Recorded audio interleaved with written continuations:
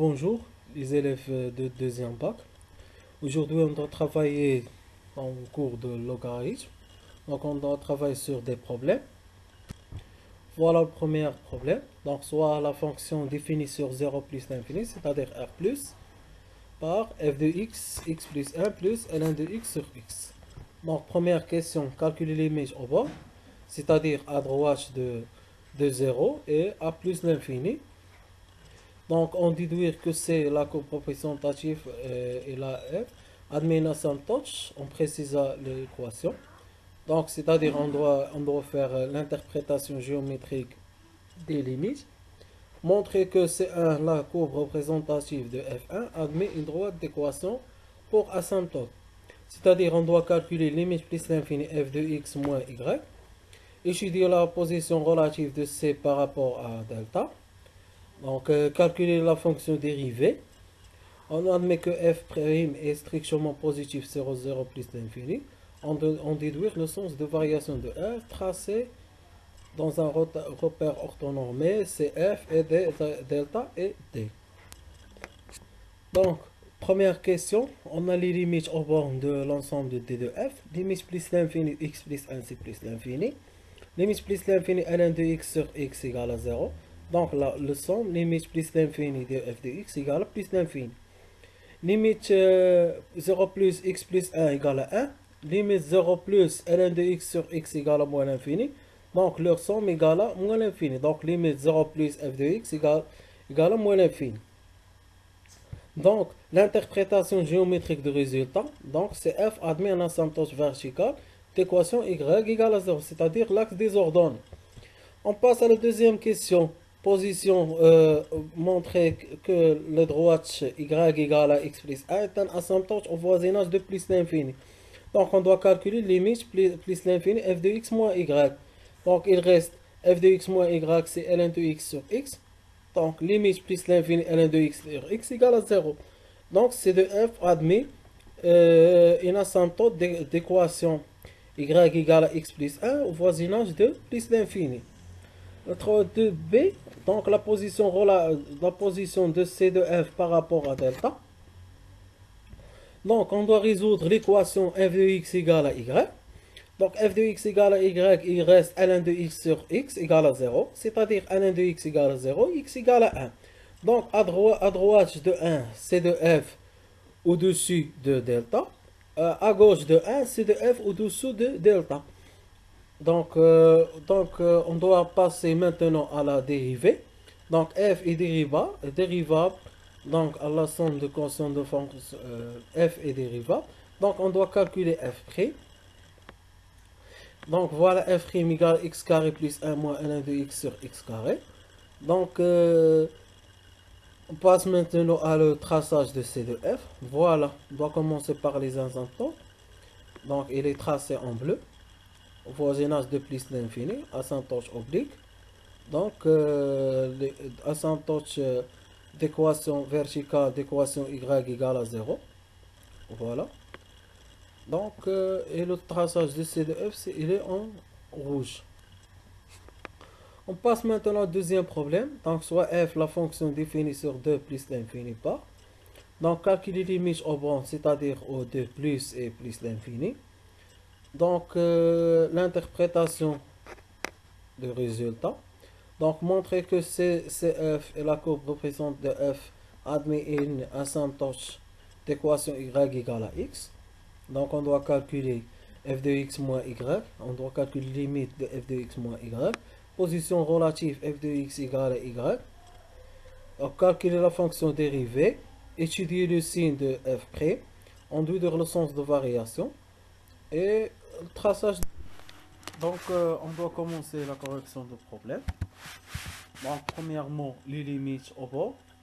Donc, limite plus l'infini de x, c'est plus l'infini. Limite plus l'infini de 1 moins 2 sur x sur 1 plus 2 sur x.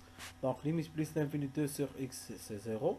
Donc, il reste seulement 1. ln de 1 égale à 0. Donc, limite plus l'infini égale à plus l'infini. Pour limite 2 plus, donc on a limite 2 plus x moins 2 sur x plus 2 égale à 0 plus. Donc, ln de 0, c'est moins l'infini. limite 2 plus x égale à 2. Donc limite 2 plus 2 f de x, c'est moins l'infini. Donc la représentative admet une asymptote verticale d'équation x égale à 2. C'est l'interprétation géométrique de le résultat obtenu dans limite à droite de 2. Donc f de x moins x, donc f de x égale x plus ln de x moins 2 sur x plus 2 moins x, donc c'est ln de x moins 2 sur x plus 2. Donc limite plus l'infini f de x moins x égale à 0. Donc la droite d'équation y égale à x est un asymptote oblique au voisinage de plus l'infini.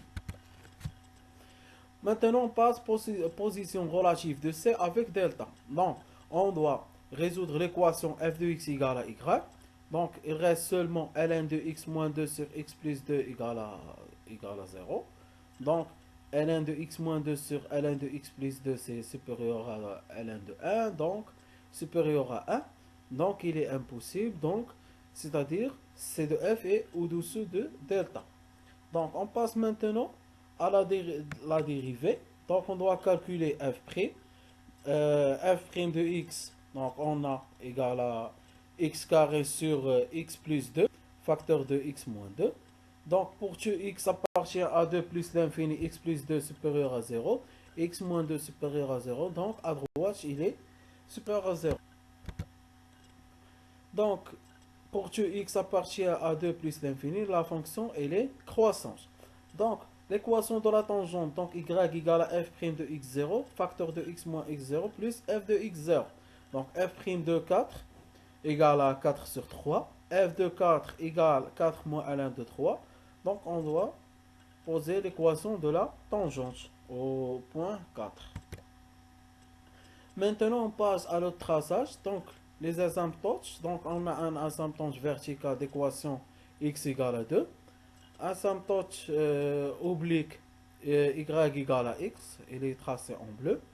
Donc, le traçage, le traçage de delta, il est en vert. Donc, SC de f, il est en rouge. On passe maintenant à problème 3. Donc, soit f, la fonction définie sur moins 1 plus l'infini, par f de x égale x plus ln de x moins 2 sur x plus 1. Et C de f, là, sa courbe représentative dans un repère orthonormé.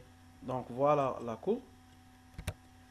Donc, on admet que limite x tend vers moins 1, f de x égale à moins l'infini, limite x tend vers plus l'infini, f de x égale à 0. Que peut-on dire? On déduire pour la courbe C. Démontrer que pour que x appartient à moins 1 plus l'infini, f de x, on peut l'écrire sous la forme. Donc, résoudre l'équation f de x égale moins 1 moins ln de 1 plus x. Donc, tableau de variation. Donc, on doit commencer la correction.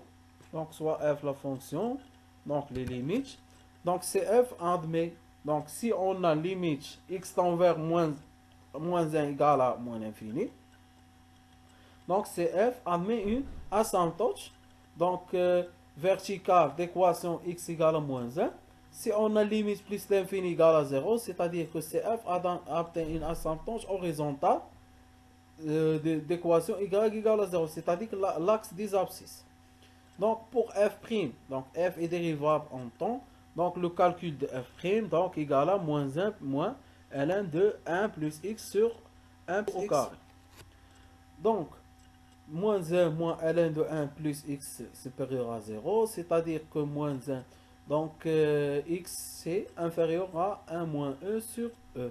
Donc si x appartient à moins 1 sur e, donc c'est-à-dire f de x supérieur à 0, et le contraire, si x appartient à 1 moins e sur e plus l'infini, c'est-à-dire f' de x est inférieur à 0.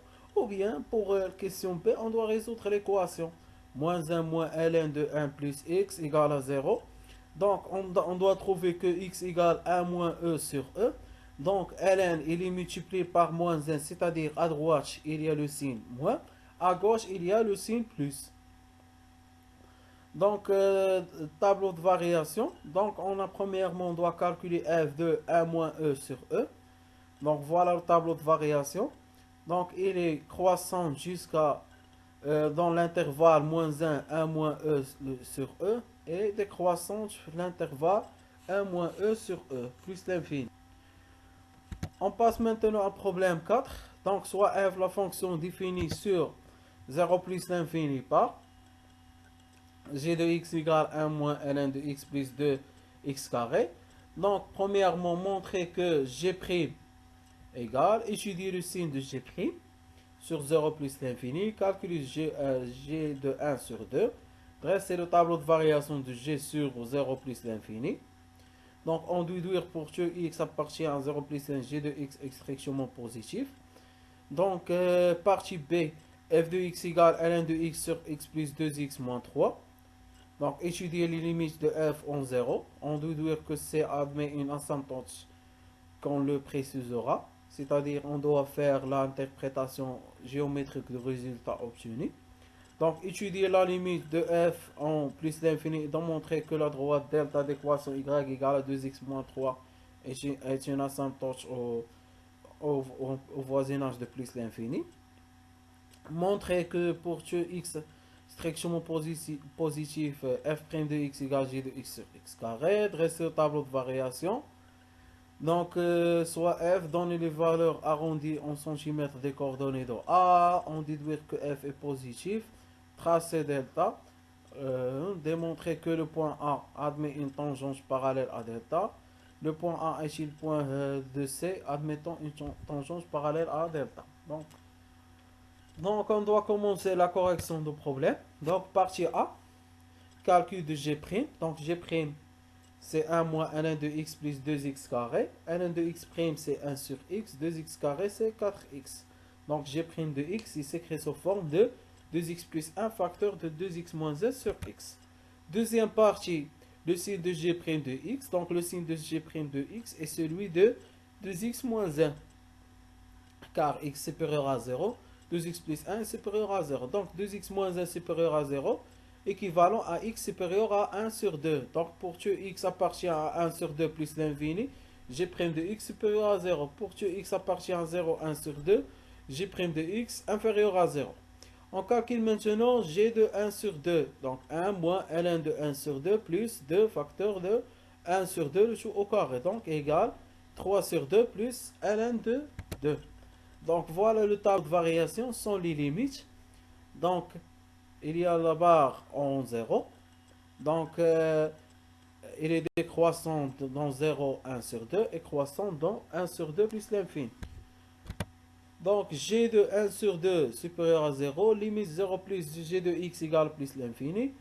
Donc d'après la théorème de la bijection, g ne s'annule pas sur 0, 1 sur 2.